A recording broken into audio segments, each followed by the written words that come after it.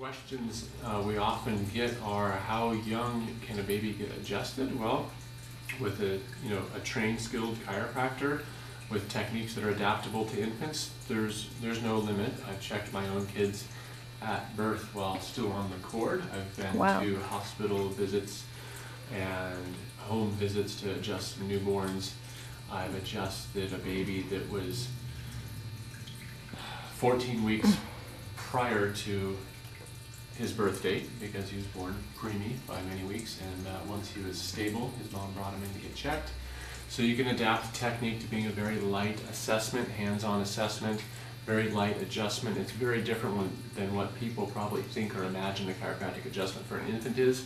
So that's why it's important that we're going to bring light to that, because there's a lot of infant cases out there that are having trouble with the adaptation from womb to world, meaning they're fussy, they're not eating well, not digesting well, not bonding with mom, not sleeping. I've had infants that maximum sleep time was 20 minutes before they found us. At like 3 months of age, the parents and the baby had not slept other than 20-minute streaks, and in between that the baby was crying, the baby was not only irritable and uncomfortable, the baby couldn't handle touch, was more uncomfortable when the parents tried to touch or caress the baby. And we had a remarkable 100% turnaround of that particular case. I'm thinking about, we've had colicky babies, babies that are constipated, babies that wouldn't nurse for unexplainable reasons. They have those things turn around when they're adjusted, which probably makes you think, why would adjusting the spine change all those things in a baby?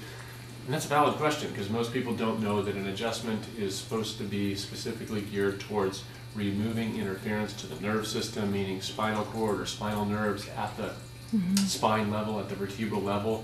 So a specific chiropractic technique to identify and adjust vertebrae segments or the sacrum or the pelvis that are in some kind of altered motion or position or stress, which is really subtle in an infant in its assessment, in its evaluation, but can make a profound change, because this is the nerve system, this is the spinal cord, this is, they say, 300 to 500 trillion bits of information per second transmitting, supposed to be transmitting through that nerve system, that if it's interfered with just a little bit of traffic, so to speak, that can make a big difference to the relationship of organs and systems, especially ones that are changing as an infant. A newborn's changing from the womb, which is water and sound proofed, and no air, no temperature changes, no gravity. There's a lot of changes in that newborn.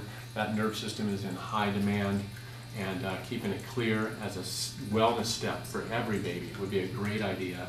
And certainly any babies that are challenged with any symptoms that are observable on the outside would be a great thing for pediatricians to know about, to refer to, and just moms and dads to know about that step of finding a pediatric chiropractor. Like myself, colleagues like myself can be found oftentimes in a directory on the ICPA4kids.org website. That's ICPA, the number 4kids.org. Great group that's been around for a long time and has developed a lot of the text and teaching protocols for pregnancy and infancy care. They host an immense amount of research on common questions people have, so use that as a resource. I also really recommend their periodical, their quarterly, called Pathways Magazine. You'll find that on their site. Fabulous articles contributed from international health professionals, medical, chiropractic, nutrition, midwifery, doulas, and everybody in between on how to raise healthy children. That's a great one too. So there's a little bit about me and about infant adjusting. Let's check this little guy, and we'll show you how that works so that people can eliminate some of those unnecessary fears and turn on to helping babies with